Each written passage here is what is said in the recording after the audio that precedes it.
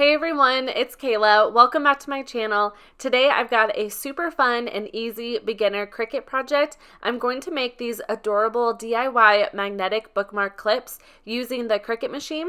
I love these for marking where I'm at in my books. I also love how small they are, but still functional and cute. Another great use for these is for marking important dates in your calendar. I put it on whatever month it is, and then also my calendar has like the weekly calendar. You can customize these however you like, which is awesome as well. I recently made a different bookmark video. I can leave a link down in my description box if you want to check that one out. And let's just get into the tutorial. I'm going to be using magnetic sheets for my project. I will link the one I'm using down in my description box, but this one's really great because it has adhesive on the back. I'll also be using 65-pound white cardstock. You can use like glossy or matte photo paper as well. Since I'm using cardstock, I want something on top to protect it a little more, so I am going to be using Tech Wrap Crafts laminate sheets. This package comes with different kinds, and here's the one I'll be using. I'm in Creative Fabrica, and I'm going to find my digital background. What I'm going to type in is digital paper. I just scrolled through these. There is so many to choose from. I almost did this boho colors. I thought that was really cute, but I did find one that I really liked, and I'm not sure where it's at over here, so I have it up on a different screen. But I always recommend a Creative Fabrica membership because they have millions of fonts, SVGs, digital backgrounds, sublimation images. I always have a link down in my description box if you want to check it out. If you sign up for their yearly membership, it comes out to only $3.99 a month. Here's the digital background that I decided to go with. You can also try the membership out for free, so I'll just leave all the links down in my description box. I downloaded this and I'll go over to Cricut Design Space. I can upload those patterns. This pattern had tons of different options, but I chose 5 of them. It pulls it in really large. What I'm going to do is just make the width about 5 inches for all of them. And this actually seems like it will be a good size. I am going to slice my rounded rectangle out of these. Now for my magnet, I want it to be a long rounded rectangle. I'm going to be printing these patterns on the cardstock, but then I'm also going to be cutting out magnetic sheets. What I want it to do is fold that rectangle in half, and I'll have a magnetic sheet on each side. For my sizing, I want the whole thing to be 0.75 inches for the width. And for the height, I decided to do 2.25 for the height of each magnetic sheet. Then there's going to be a little gap in there where the magnet's going to fold, and I want the gap to be 0.375 inches for the height. So it's kind of random numbers there, but the total height is 4.875 inches. This will make a whole lot more sense once I start putting it together in Cricut Design Space. I'm going to click on my shapes, and I want a rounded rectangle. I'm going to make the width for this, like I said, 0.75 inches. For my height, like I said, I want it to be 4.875 inches. There's one problem with this though. I really don't like how the edges look on it. I want it to be a nice rounded rectangle, but look how like sharp this goes up and then it's just flat. I want it to look nice and rounded, and I just feel like with this measurements that wasn't working. So I did come up with a way to make this work. There might be an easier way, so let me know in the comments if you have any ideas, but this is how I made it work. I am going to go back to my shapes and grab a square. I'm just going to make this smaller. As I make that smaller, you can see the difference. It's nice and rounded compared to that little whatever was going on with the other one. I want to make this square the same width size, the 0.75. So this is 0.7, let me make it 0.75. Changed it a little bit. So this is 0.75 and this is 0.75. Now I'm going to duplicate this. I am going to select the top piece in the rectangle. I don't have this bottom one selected, which maybe I can try all 3. I'm going to select all 3. I'll choose Align Center Horizontally. Now you can see these are all lined up. I am now going to go to Combine and weld it together. I like the look of that so much better. It just has those nice rounded corners. Now what I can do is make this the size that I want it, which was 4.875. I thought I would show a side-by-side comparison, and this is the one that I want. This is the one that I didn't want. Like I said, if anybody has an easier way to do that, let me know. I'm going to change this to the color white so it's a little bit easier to see what's going on. What this piece is going to be is my sticker paper, and I am going to be slicing it out of here so that I have the pattern on this one. But like I said, I also want to cut out magnetic sheets. These magnetic sheets have a sticky adhesive on the back, so I'm going to stick it onto the paper. What I'm going to do is actually just duplicate this. I want my width, once again, to be 0.75, but for my height, I had said earlier, I want it to be 2.25 inches. I'm going to change this color back to like a gray, and I am going to duplicate this. Here's where you can kind of get a picture of what I'm doing. I'm going to be sticking one down at the bottom and one at the top. And like I said, these are the magnetic sheets. The paper is going to fold right here, and these two magnetic sheets are going to come together. I'm going to need 2 magnetic sheets for each magnet. Since I'm doing 5 designs, I'm going to need 10 of these cut out. But for this, I'm only going to need 5.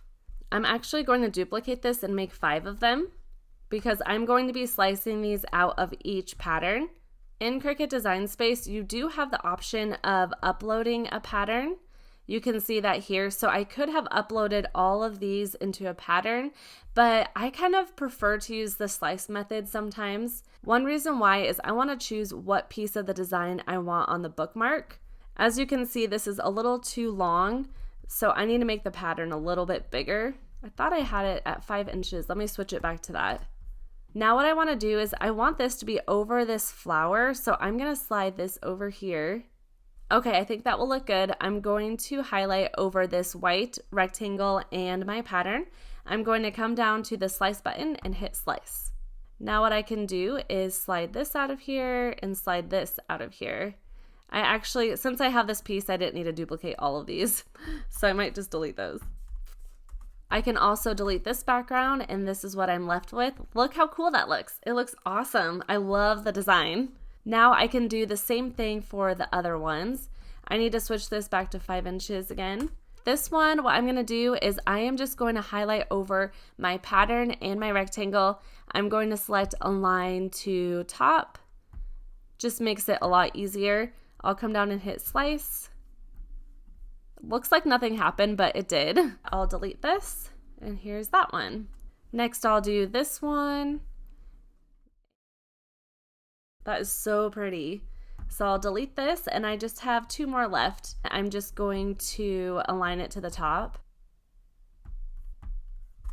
Okay, here's all of my pieces cut out. Now I can click make it. I am going to want 10 of these. If I try to hit 10 project copies, it will also do the same for the bookmarks, which I don't want to do that. So I think once I have these printed out and done, then I can go down and do 10 copies. So I'm going to hit continue. I'll hit send to printer. Normally I keep the bleed on. It makes a fuzzy border around the image, and I want as much white space around the registration marks as I can. So I'm going to turn it off, and I'm going to turn on my use system dialog. For quality, I'm going to switch it to best, then I'll hit print. I load the cardstock into the printer and it will print out my design. Now I need to choose my cut setting. I'm going to be adding a laminate sheet on top. So I think what I'll choose is heavy cardstock. I'm going to add my laminate sheet over my design before I load it into the Cricut to cut it out, but it needs to be inside those black registration lines. These are not only glossy, but they're holographic, and the holographic look just completely throws off the Cricut where it can't read it when it's over the black lines. I love these laminate sheets because it has grid lines on the back, so I can cut it a lot easier, make sure it's straight. Even though this is a beginner project, the laminate sheet can be tricky. You don't have to do this step, but I have a few tips. I peel back just a little bit of that backing, then I make sure my laminate sheet is covering my entire design, and I place just that sticky piece down. Then the trick here is to grab a squeegee with a felt side, and you just scrape that along the laminate sheet, and it will just remove the backing for you. But that felt really helps remove any bubbles. It's amazing. I load the mat into the Cricut machine. First, it will read those black registration lines. I came across a problem though. The Cricut machine could not read it. There was an error. The problem is the black registration lines on the inside have to have enough white space for the Cricut machine to read it. So I decided to peel back a little bit of that laminate sheet and cut it off. I didn't get a chance to test this to see if it worked though, because my Cricut machine automatically went to the magnetic sheets and it started cutting out the wrong thing. So I had to reprint it. Here I've added the laminate sheet already. You can see I just have it as close to my design as possible. Thankfully this time the Cricut was able to read those black registration lines. I just want you to be aware of this, and now you kind of know how you can fix it. It is just incredibly picky and it can be very frustrating. I meant to check to make sure the Cricut cut all the way through before I unloaded the mat, but thankfully it cut it out really well. That setting worked perfectly for this. Look how gorgeous these look. I can't wait to piece it all together. Now that that's cut out, I actually need to change my mat. So what I'm going to do is hit cancel. My magnetic sheet size is 8 by 10. I think what I'm going to do is just change this to 8.5 by 11. And I'm also going to go up to project copies. I'll select 10 and hit apply. It is going to change these like I showed you earlier, but I'm just going to keep this one selected. I need to change my mat size again. So 8.5 by 11. Okay, I'll hit continue. Now I need to select my cut setting. I'm going to type in magnetic. Oops, if I can spell it right. My magnetic sheet thickness is 20 mils, which is 0.5 millimeters. So I'm going to select that, then I'll hit done. As you can see, it's telling me to load my deep point blade, so I will be using that for the magnets. I'm going to use my purple strong grip mat for the magnets. This is a brand new mat, which is just always the best. Then I'll load my deep point blade into my Cricut machine. You can use this on the Explore series. I don't know about the Cricut Joy. I'd have to look that up.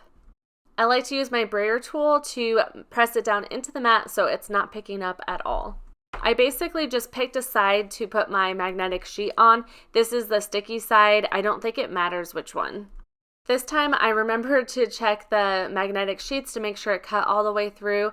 It wasn't great. I should have used the 1 millimeter setting instead of 0.5, but I was able to still pop those out of there, so I decided it was good enough and I unloaded the mat.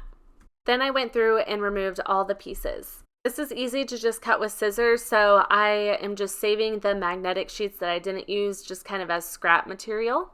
Now I'm ready to add the magnets. I did like to test them beforehand to make sure that they connect together well. If you turn them, sometimes they fit together better than if you turn it the other way. I removed the backing, then I just line up that first piece. This really wasn't too hard. I was worried it was going to be really difficult to make sure it's totally lined up, but not too bad. Then I used my brayer over it to press it into it. I follow the same process for the other side. The adhesive isn't crazy sticky, so if you don't have it just right, you can always adjust it. But once you have pressed it down, you probably don't want to remove it because it will probably tear a little bit of the paper. I fold the magnets together, then I press down at the top. Since my cut setting just didn't cut the magnets out too well, you can see that little frayed edge. That's pretty easy to fix. I just grabbed the scissors and run it along the edge and it cleaned it up really well. Here's how this first one looks. Then I will go on and make the second one the exact same way. One thing I could have done to make this a little bit easier is add a score line in the center of that cardstock. It would make it maybe a little easier to fold it, but it's not something that I would have had to have done. I go in and finish the other magnets the exact same way that I did those first two.